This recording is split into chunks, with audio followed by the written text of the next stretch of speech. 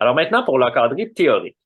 Il est possible de déterminer la distance entre deux points dans un plan cartésien à l'aide de la relation de Pythagore ou de la formule de la distance. Et là, il faut comprendre une chose. La formule de la distance découle directement de la relation de Pythagore. Ce sont des concepts qui sont équivalents, c'est juste qu'on choisit de le voir d'une autre façon.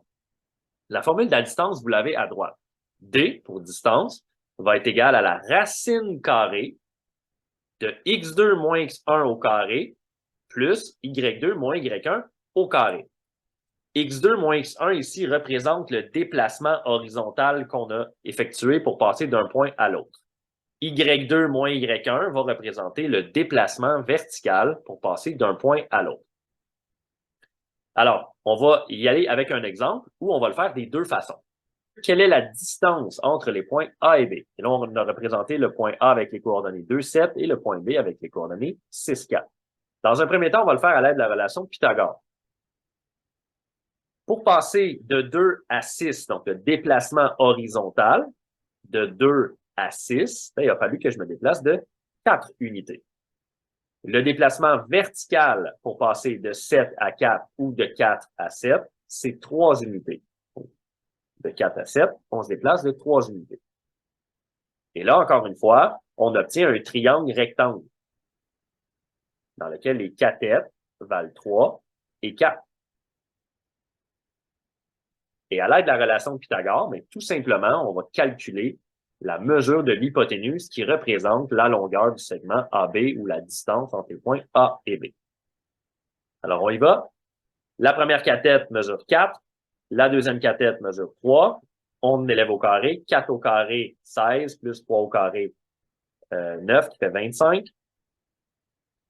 Et on extrait la racine carrée de chaque côté pour obtenir la valeur de l'hypoténuse, qui est la valeur qu'on cherche, 5 unités.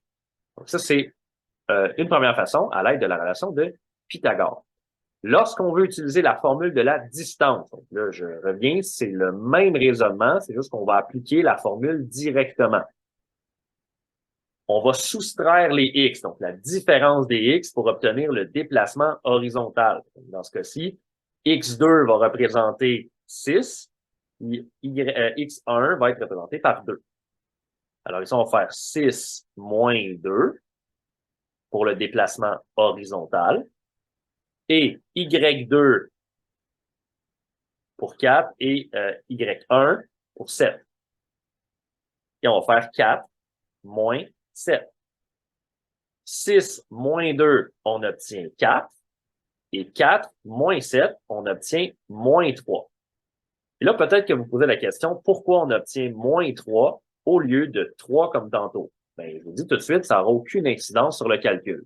Puisqu'on élève la cathète au carré, qu'elle ait une mesure positive ou négative, ben, ça n'aura pas vraiment d'incidence, puisque en élevant au carré, on va revenir à une valeur positive de toute façon.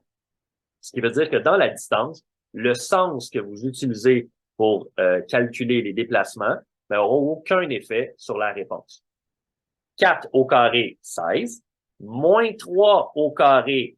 Donc là, c'est pas moins 3 au carré qu'il faut utiliser la calculatrice. Là, il faut pas taper ça ici comme ça. Il faut mettre des parenthèses. C'est moins 3 fois moins 3 qu'on veut faire. La cathète fois elle-même. Moins 3 fois moins 3 au carré. On obtient 9 encore une fois.